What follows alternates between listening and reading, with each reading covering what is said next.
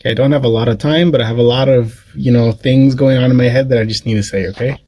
This is my 52 Kaiser Manhattan Club Coupe, currently in pieces. Here's the fenders, the front, the more pieces, the engine, which is a Willys Super Hurricane Flat 6. This thing made about 100 horsepower. There's a supercharged version of this thing too, which is about 180 horsepower, but this thing makes a lot of torque.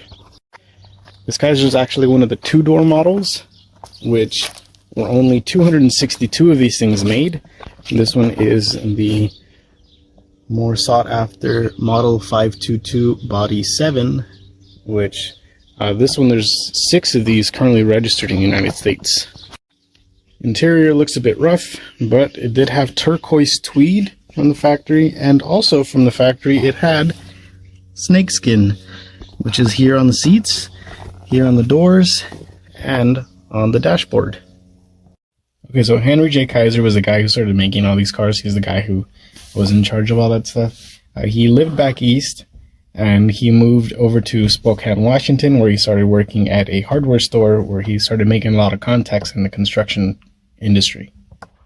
One of the contracts that hardware store had was for a concrete supplier from Canada.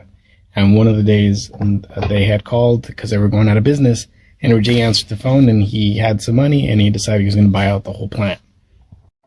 After he bought it, he moved it to Northern California, that's where he started his concrete supplier company.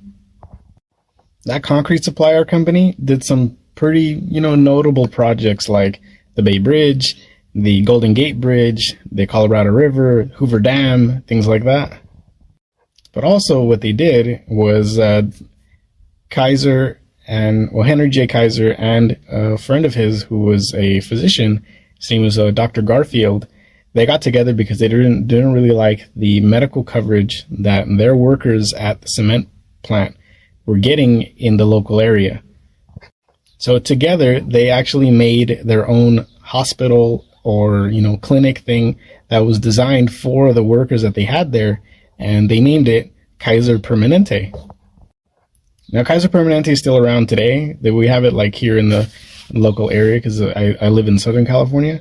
But one of the other things too, so Kaiser started making these vehicles. They spanned from about mid-40s to about mid-50s, and they hit some hard times and they had to get rid of them. But before he actually did buy Willys Overland, which is now Jeep, which was sold to Chrysler, which was sold to Dodge.